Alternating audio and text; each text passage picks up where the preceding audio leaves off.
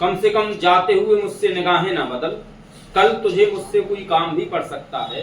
वो दर्द तो तय है मेरे साथ ही जाएगा, मगर तुम चले आओ तो आराम भी पड़ सकता है। तो तुम तो मजाक में कह देते हो पागल मुझको, रफ्ता रफ्ता ये मेरा नाम भी पड़ सकता है।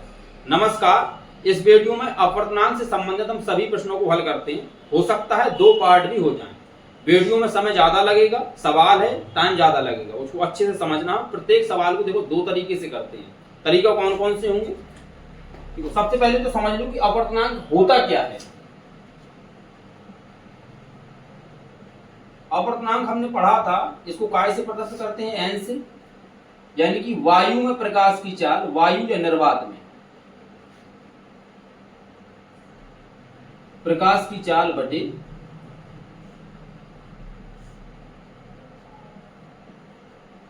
माध्यम में प्रकाश की चाल। ठीक है, हो सकता है कि ये यहाँ पे एक चित्र है, ये वायु रही होगी, कोई किरण आएगी, ठीक है, और चली जाएगी। लेकिन कभी कभी ऐसा भी हो सकता है, यदि ऐसा दिया वायु ऊपर दी है, एक नीचे माध्यम दिया, तब तो आप याद कर सकते हो कि इसको याद करने के लिए n बराबर c बटे v भी आप लिख सकते हो। n आपका अपवर्तनांक है, c निर्वात में आपकी प्रकाश की चाल है, v क्या है? माध्यम में प्रकाश की चाल। यदि ऊपर आपका माध्यम एक कांच दे दिया या जल दे दिया, तो नीचे दूसरा माध्यम आपको, यदि ऊपर कांच है नीचे जल दे दिया, तब आप अपवर्तनांक कैसे ज्ञात करोगे? तो इसको भी देख लो। तब आपका अपवर्तनांक का दूसरा सूत्र होता है n बराबर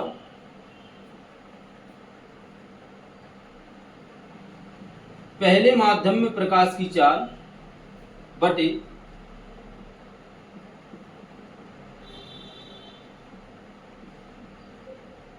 दूसरे माध्यम में प्रकाश की चाल।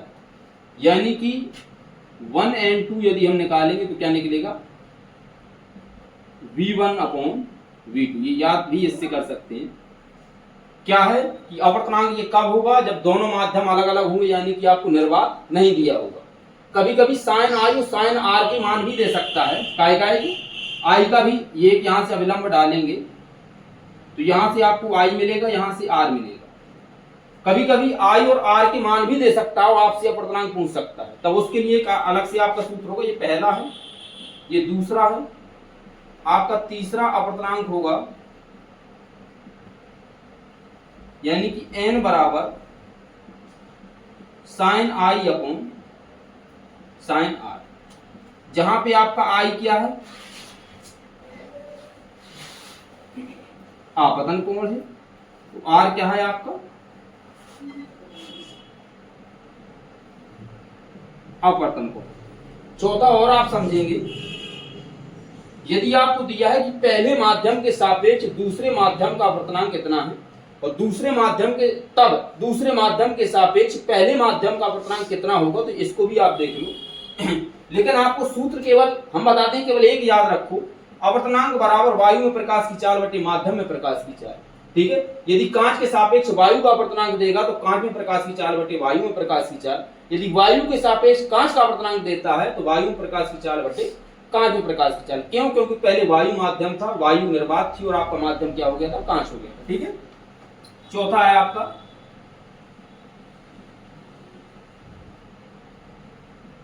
पहले माध्यम के सापेक्ष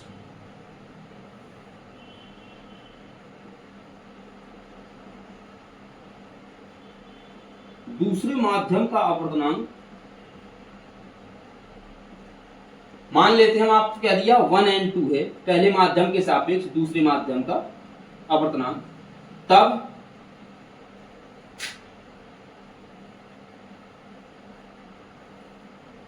दूसरे माध्यम के सापेक्ष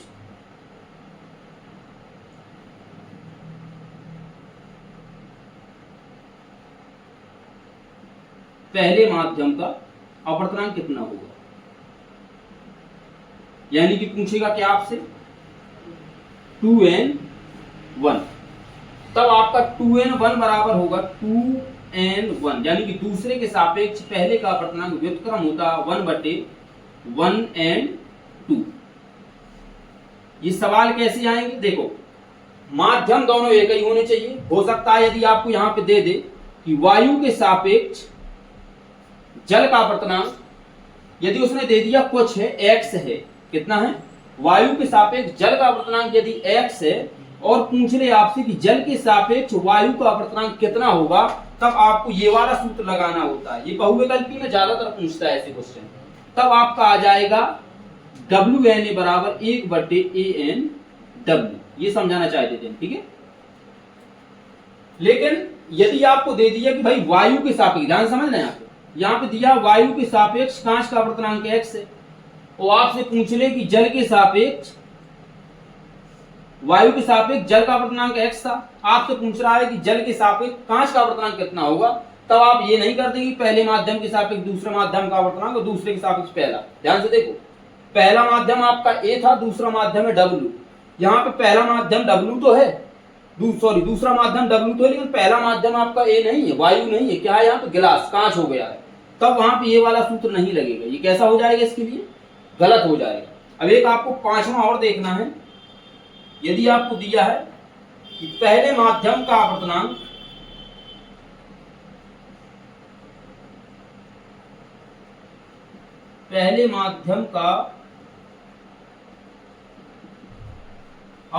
कितना है आपका, N1 है,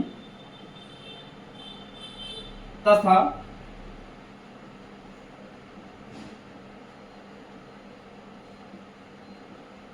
दूसरे माध्यम का अपवर्तनांक कितना है आपका, N2 है। अब यदि आपसे पूछते कि पहले माध्यम के सापेक्ष दूसरे माध्यम का अपवर्तनांक कितना होगा, यानी कि अब आपको क्या पूछेगा, 1N2, ठीक है। संगम दिखाई दे रहा है, नीचे दिखाई दे रहा है, ठीक। यदि आपसे पूछता 1N2 तो आप N2 पहले लिखेंगे, बटा में N1 बाद में लिखेंगे, ठीक है। पहले माध्यम के सापेक्ष दूसरे माध्यम का अपवर्तनांक, यानी कि पहले दूसरा माध्यम रहेगा, बटा में पहला माध्यम रहेगा। एग्जांपल्स के लिए यदि आपसे कहता है कि WNG यानी कि जल के सापेक्ष कांच का अपवर्तनांक कितना होगा, हो सकता है आपको जल का अपवर्तनांक दे दे, x दे दे, और कांच का अपवर्तनांक y दे दे। अब आपसे पूछ ले कि जल के सापेक्ष कांच का अपवर्तनांक कितना होगा, तो आप क्या करेंगे कि पहले लिखेंगे Ng यानी कि कांच का अपवर्तनांक, फिर लिखेंगे आप Nw यानी कि जल का अपवर्तनांक। इसके लिए ये वाला सूत्र होता है, ठीक है। लेकिन हम सभी सवाल, जब कोई भी सवाल हो, चाहे इससे संबंधित हो या आपका इससे संबंधित हो या आपका इस वाले सूत्र से संबंधित हो, हम सभी के सभी सवाल केवल इस वाले सूत्र से ही लगाएंगे और तरीका दोनों बताएंगे, लेकिन सवाल हम इसी वाले सूत्र से करेंगे कि वायु या निर्वात में प्रकाश की चाल बटे माध्यम में प्रकाश की चाल, यानी कि N बराबर C/V होता है, ठीक है। कभी कभी यदि उसने दे दिया, चलो इसके लिए हम सवाल ही एक हल कर लेते हैं, ठीक है। तो यदि आपको स्क्रीनशॉट लेना हो तो ले लो। पांचों सूत्र है, पांचों आपको याद रखना है, पांचों इंपोर्टेंट भी है, ध्यान देना इस चीज को, ठीक है। यदि इस वाली ट्रिक से आप जो हम बताएंगे लंबी ट्रिक है, तो 2-4 सवाल लगवाते हैं, फिर आपको लगाते रहना, तरीका बता देंगे, ठीक है। स्क्रीनशॉट लो इसका। पहला सवाल आपका देखो दिया है, स्क्रीन में होगा, कह रहा वायु के सापेक्ष जल तथा कांच के अपवर्तनांक क्रमशः 4/3 तथा 3/2 हैं। ज्ञात कीजिए कि नंबर 1 कह रहा कांच के सापेक्ष जल का अपवर्तनांक ज्ञात करना पहले आपको, फिर कह रहा जल के सापेक्ष कांच का भी अपवर्तनांक ज्ञात कीजिए। देखो वायु के सापेक्ष दिया है, यानी कि ANW, वायु के सापेक्ष जल का अपवर्तनांक आपका कितना है, 4/3 है। इसके बाद आपको दिया है कि वायु के सापेक्ष जो कांच का अपवर्तनांक है वो 3/2 है, यानी कि ANG बराबर कितना है आपका, 3/2। और पूछ क्या क्या रहा है, पहला कह रहा है कि कांच के सापेक्ष, काय के सापेक्ष, कांच के सापेक्ष जल का अपवर्तनांक आपको ज्ञात करना है। तो दूसरा कह रहा है कि जल के सापेक्ष आपको कांच का, यानी कि इसका उल्टा WNG भी आपको ज्ञात करना, ठीक है। ये क्या था, वायु से किरण कहां जा रही है, जल में, इसमें वायु से कहां जा रही है, कांच में। दोनों के अपवर्तनांक दिए हैं। सबसे पहले हम इसको ज्ञात कर लेते हैं, GNW को। GNW हमने क्या बताया था, पहले माध्यम के सापेक्ष दूसरे माध्यम का अपवर्तनांक है, तो NW/NG।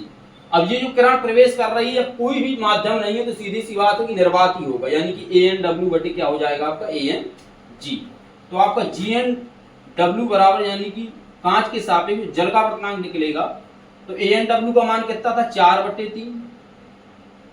बटा एन जी का मान कितना है 3/2, 3/2 कैंची गुणा मारो इसमें, तो कांच के सापेक्ष जल का अपर्तनांक निकलेगा 4 × 8 बटा कितना निकलेगा 9। ठीक है, ये पहला हो गया कांच के सापेक्ष जल का अपर्तनांक। दूसरा पूछा, अब इसमें आप चौथा वाला सूत्र लगा सकते हैं कि पहले माध्यम के सापेक्ष दूसरे माध्यम का अपर्तनांक यदि इतना है तो दूसरे माध्यम के सापेक्ष पहले माध्यम का अपर्तनांक कितना होगा। यानी कि एक तो ये तरीका है कि यदि आपको GNW दिया है यदि 8/9 और आपको WNG निकालना है तो आप कह सकते हैं कि 1/GNW, यानी कि WNG यानी कि जल के सापेक्ष कांच का अपर्तनांक बराबर होगा 1/8/9। 9 आपका कहाँ चला जाएगा ऊपर, तो WNG बराबर निकल आएगा 9/8। ठीक, पहला तरीका तो ये है। लेकिन ये भी नहीं करना तो आप डायरेक्ट WNG भी रख सकते हैं कि जल के सापेक्ष कांच का अपर्तनांक बराबर क्या होगा, पहले काय का लिखेंगे कांच का यानी कि Ng अपॉन आपका क्या होगा NW। ठीक है, Ng आपका कितना दिया है, देखो 3/2 दिया है, तो आपका NW कितना दिया है 4/3 दिया है। इनके ऊपर नीचे गुणा कर दो तो आपका WNG जो निकल के आएगा यहाँ से 3 तर का 9, 4 दूनी 8, ये ही निकल के आएगा। ठीक, ये तो एक ये तरीका था कि जब आप ANW और ANG मानेंगे तब सवाल आएगा। दूसरा तरीका हमने आपको क्या बताया था कि एक सूत्र जो हमने बताया अपर्तनांक का N बराबर क्या बताया था, निर्वात में प्रकाश की चाल, निर्वात में चाल बटे माध्यम में चाल। ये हो सकता है इस सूत्र से सवाल लंबा हो जाए, लेकिन बेसिक तरीका है, इससे आप इसको कैसे निकालेंगे ये भी हम आपको बता देते हैं। पहले इसको जब तक मिटा लेते हैं। ठीक है, स्क्रीनशॉट लेना हो तो आप ले सकते हैं। इसमें आपको सबसे पहले हर चीज लिखनी पड़ती है, यानी कि वायु के सापेक्ष जो जल का अपर्तनांक क्या लिखेंगे आप,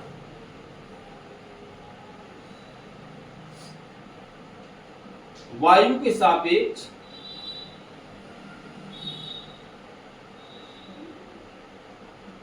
जल का अपर्तनांक आपको कितना दिया है 4/3 दिया है। ठीक है, अब इसके बाद आपको वायु के सापेक्ष कांच का अपर्तनांक भी दिया है,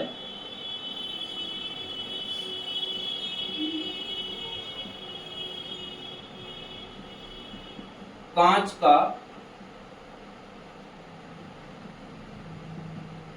अपर्तनांक ये आपको दिया है 3/2।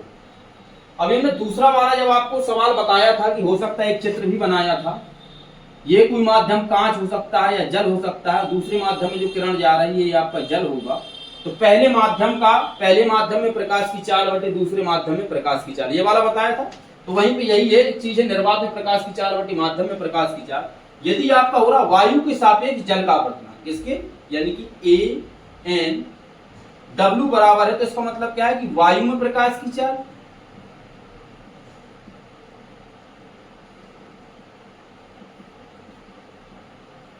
बटे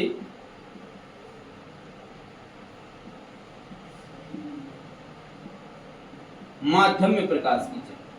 ठीक है, अब आपका इसका मान तो दिया है कि वायु के सापेक्ष जल का जो अपर्तनांक कितना है आपका 4/3 है। तो वायु में या निर्वात में प्रकाश की जो चाल होती है वो कितनी होती है, चूंकि 3 × 10⁸ मीटर प्रति सेकेंड होती है। ठीक है, ये आपको याद होगा।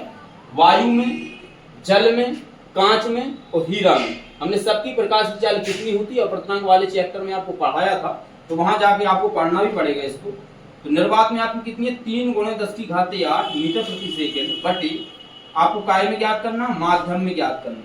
काय में तो आपका माध्यम क्या है, आपका जल है। देखो क्या है, जल था माध्यम। ठीक है, तो जल में प्रकाश की चाल आपको क्या करनी है, ज्ञात करनी है, जल में चाल।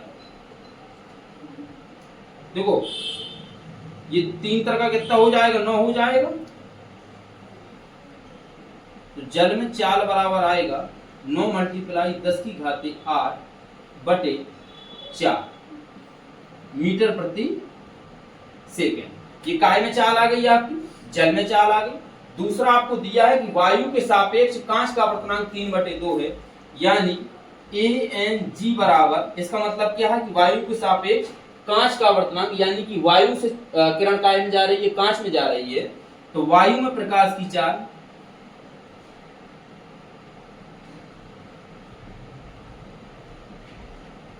बटे काय में, कांच में प्रकाश की चाल, ठीक है, गिलास में,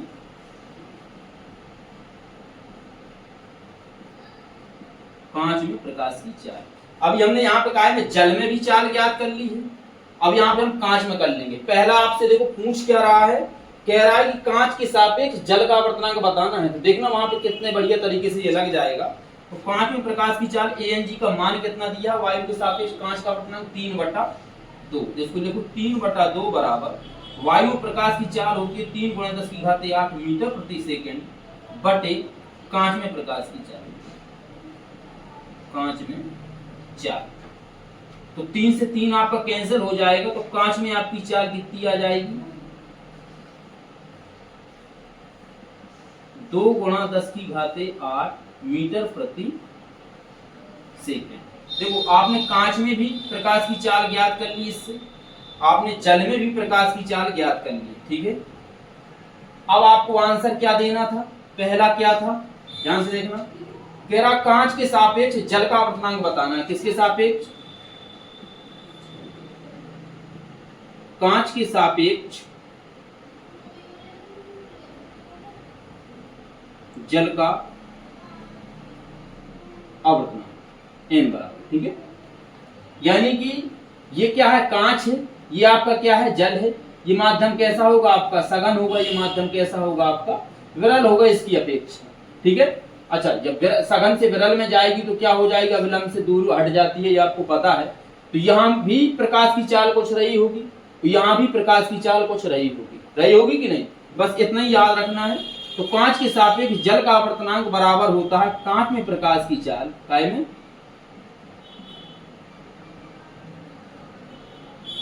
कांच में प्रकाश की चाल बटे जल में प्रकाश की चाल,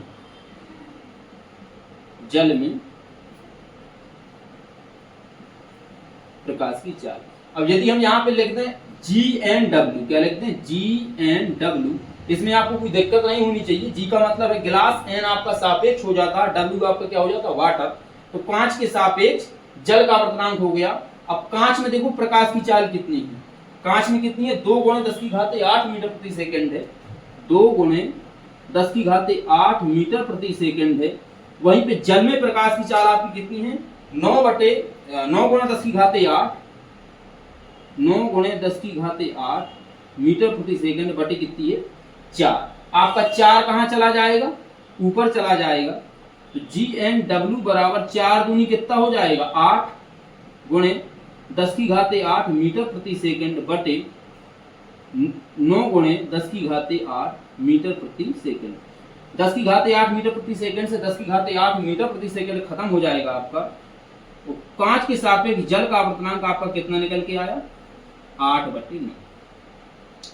उस तरीका से भी आपने लगाया था तो 8/9 आया था GNW, इससे भी लगाया तो आपका कितना आया, 8/9। अब देखो दूसरा आपको क्या पूछ रहा था, तो जगह नहीं मिल रही है शायद, यहाँ संगम दिखाई देगा, यहाँ तक दिखाई देगा, ठीक है। इसको हम मिटा देते हैं, यहाँ पे इसकी जरूरत नहीं है, ठीक है। देखो दूसरे में आपसे क्या पूछ रहा है, कह रहा जल के सापेक्ष कांच का आवर्तनांक, किसके सापेक्ष,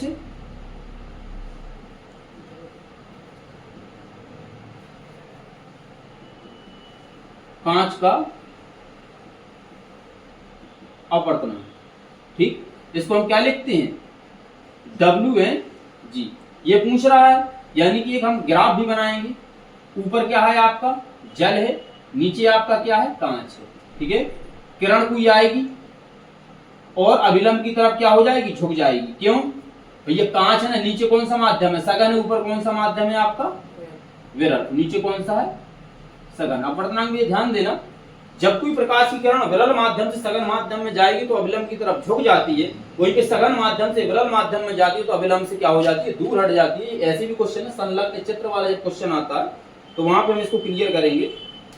अच्छा, तो WNG बराबर क्या है आपका, यहाँ पे जल में कुछ चाल रही होगी और प्रकाश की चाल आपकी यहाँ पे कांच में भी कुछ रही होगी, यानी कि जल के सापेक्ष जो कांच का अपवर्तनांक है, तो पहले जल में प्रकाश की चाल बटे आपकी क्या होगी, कांच में प्रकाश की चाल, ठीक है। तो WNG बराबर जल में क्या है आपकी प्रकाश की चाल, देखो यहां से 9 गुणे 10 की घाते 8 बटे 4 मीटर प्रति सेकंड है। 9 गुणे 10 की घाते 8 बटे 4 मीटर प्रति सेकंड है। वहीं पे कांच में आपकी प्रकाश की चाल जो है 2 गुणे 10 की घाते 8 मीटर प्रति सेकंड है। 2 गुणे 10 की घाते 8 मीटर प्रति सेकंड। देखो मीटर प्रति 10 की घाते 8 से 10 की घाते 8 मीटर प्रति सेकंड कट जाएगा तो 2 का गुणा कहाँ हो जाएगा 4 में, यानी कि WNG बराबर हो जाएगा आपका 9 बटे 8। ठीक है, अब यदि यहां भी WNG 9 बटे 8 आया है, उस तरीके की हमारी ये साधारण से सूत्र थे, उससे भी 9 बटे 8 आया था, इससे 8 बटे 9 आया। यदि हम कहें कि पहले माध्यम के सापेक्ष, एक बताया था और तरीका, यदि आप इतना ज्ञात कर लेते हैं कि पहले माध्यम के सापेक्ष दूसरे माध्यम का अपर्तनांक 8 बटे 9 है, तो दूसरे माध्यम के सापेक्ष पहले माध्यम का जो अपर्तनांक होता है वो उसका क्या होता है, व्युत्क्रम होता है, यानी कि उल्टा होता है। आपको WNG ज्ञात करना था, किससे ज्ञात करना था, GNW से, तो आपका क्या हो जाता है 1 बटे GNW। तो WNG बराबर आपका 1 बटे 8 बटे 9, तो 9 आपका ऊपर चला जाता, तो WNG बराबर यहां से भी आपको 9 बटे 8 निकला। अपर्तनांक का कहीं से भी आप सवाल लगाएंगे चारों तरफ से आ जाएगा, ज्यादा सूत्र याद रखने की आवश्यकता नहीं है, केवल आपको एक सूत्र याद रखना है, n बराबर निर्वात में प्रकाश की चाल, निर्वात में बटे माध्यम में। अब हो सकता है ऊपर निर्वात ना हो, कोई माध्यम हो, तो सबसे पहले उसी माध्यम की चाल आएगी, नीचे जो माध्यम होगा आपका तो नीचे आपकी वो वाली चाल आ जाएगी। अपर्तनांक दिया रहेगा या चाल दिया रहेगा, ऐसा कभी नहीं होगा कि आपको कुछ ना दे सवाल पूछ ले। ठीक है, ये पहला क्वेश्चन था आपका। देखो इसमें ज्यादा समय लग रहा है, समय लगने दो, उसमें चिंता ना करो आप। दूसरा क्वेश्चन है आपका, ठीक है, तो इसको हम खत्म कर देते हैं, स्क्रीनशॉट लेना हो तो आप ले सकते हो। देखो दूसरा सवाल आपका दिया है स्क्रीन में है, कह रहा जल तथा कांच के अपर्तनांक क्रमशः 1.35 तथा 1.50 हैं। यदि प्रकाश किरण कांच से जल में जा रही है, कहां जा रही भैया, ये कांच है, ये आपका क्या है, जल है, कांच से कहां जा रही है भैया, जल में जा रही है। ठीक है भाई, ऊपर सघन है, नीचे क्या है आपका, विरल है। सीधी सी बात है, विरल है, बिर रहा है तो क्या हो जाएगा, दूर हो जाएगा, क्योंकि सघन माध्यम से विरल माध्यम में जाएगी तो दूर हट जाती है। ठीक है, जा रही है, यानी कि कांच के सापेक्ष हमें जल का अपर्तनांक ज्ञात करना है, कितना होगा। ठीक है, बताते हैं। देखो जल का जो अपर्तनांक है, यानी कि NW बराबर है आपका कितना दिया है 1.35। वहीं पे आपका कांच का अपर्तनांक यानी कि NG बराबर जो दिया है वो कितना दिया है 1.50। पूछ क्या रहा है, यदि प्रकाश की किरण कांच से जल में जा रही है, कांच से कहां जा रही है, जल में, यानी कि कांच के सापेक्ष जल का अपर्तनांक, यानी कि हमें क्या पूछ रहा है GNW। बताओ क्या होगा, पहले NW बटे NG। ठीक है, यानी कि इसको यदि आप ANW भी मानोगे, ANW ANG, भाई कुछ तो होगा, कोई माध्यम तो रहा होगा इनके अपर्तनांक के लिए, तो वायु के सापेक्ष जल का अपर्तनांक 1.35, वायु के सापेक्ष कांच का अपर्तनांक होगा 1.50 होगा। ठीक है, लेकिन ये उसने लगाया नहीं है तो हम भी नहीं लगाते, लेकिन अगले तरीके से यदि हम सवाल करेंगे तो वहां पे हमें लगाना पड़ेगा। ठीक है, NW का मान रख लो भैया, GNW बराबर 1.35 बटे NG का मान कितना है आपका 1.5। तो GNW बराबर आपका दशमलव से दशमलव कट गया 135 बटे 150, और काटो इससे थोड़ा, 3 से कटेगा ये, 5 से भी कट जाएगा, 5 दूनी 10 और 5 सत्ते 35 बटे 5 ती 15, 30 बटे 27, और काटो जरा, 9 ती 27 और 3 नवे 27 और 30 धाम 30, यानी कि आपका जो GNW निकल के आएगा वो कितना आएगा 0.9, यानी कि कांच के सापेक्ष जल का अपर्तनांक निकलेगा वो कितना निकलेगा 0.9। अब हमने क्या बताया था कि प्रत्येक सवाल आप दो तरीके से, क्या कई तरीके से कर सकते हैं। यदि आपको इस तरीके से लगाना है, यानी कि n बराबर अपर्तनांक बराबर निर्वात में चाल बटे, सॉरी कांच में नहीं, माध्यम में चाल, माध्यम में चाल, तब देखो आप किस तरीके से लगाएंगे, इसको हम पहले मिटा देते हैं। ठीक है, ध्यान से समझना। ठीक, ये थोड़ा छोटा होता है, लेकिन ये आपको समझ में नहीं आएगा कि NG NW क्या है, तो आपको इतना तो समझ में आता है कि n बराबर निर्वात में प्रकाश की चाल बटे माध्यम में प्रकाश की चाल। अब ध्यान से समझना जरा, क्वेश्चन को देखो आप, जल तथा कांच के आवर्तनांक क्रमशः 1.35 तथा 1.50 है। यानी कि हम कह सकते हैं कि वायु के सापेक्ष, काय के सापेक्ष, वायु के सापेक्ष जो आपका जल का आवर्तनांक है, क्या है, जल का आवर्तनांक वो कितना है आपका 1.35, ठीक है। वहीं पे आपका वायु के सापेक्ष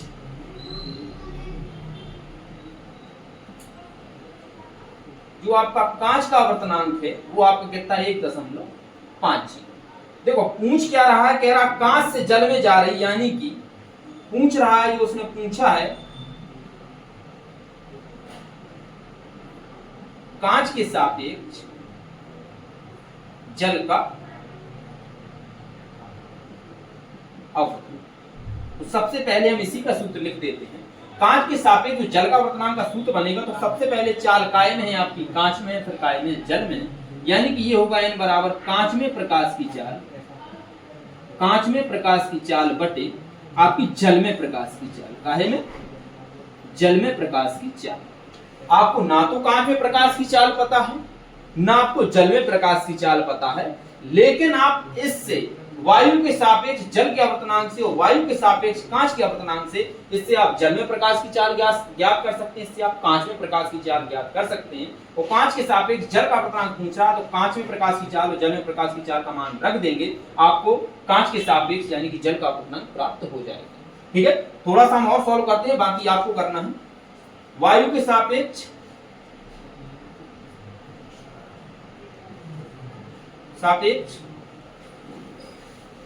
जल का जो आपका आवर्तनांक है वो कितना है, 1 जल का आवर्तनांक 1.35 था, लेकिन इसका सूत्र क्या होगा, वायु में प्रकाश की चाल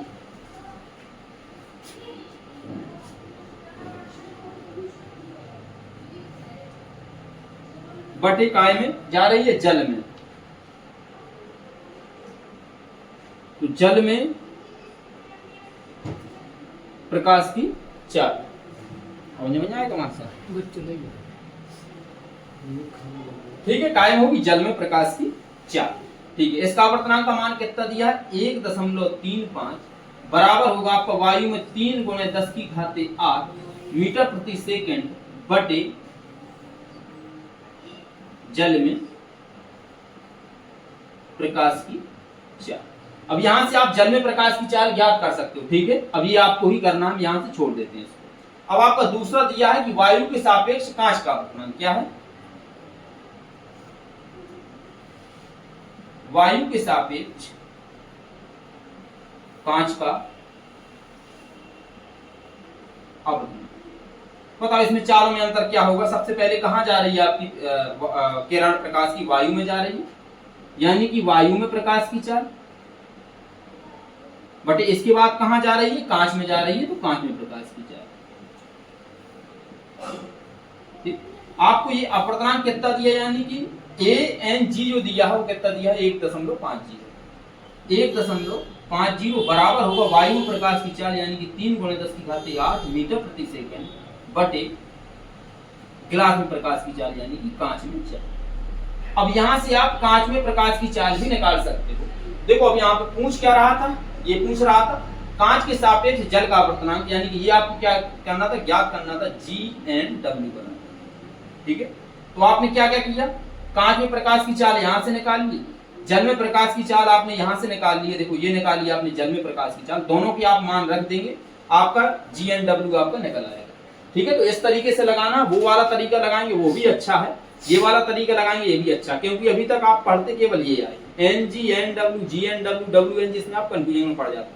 तो आई होप कि आपको वीडियो पसंद आता होगा, आया है तो वीडियो पसंद आए तो लाइक शेयर जरूर कर दिएगा। धन्यवाद, मिलते हैं नेक्स्ट वीडियो में आवर्तनांक के सवालों को ही लेके।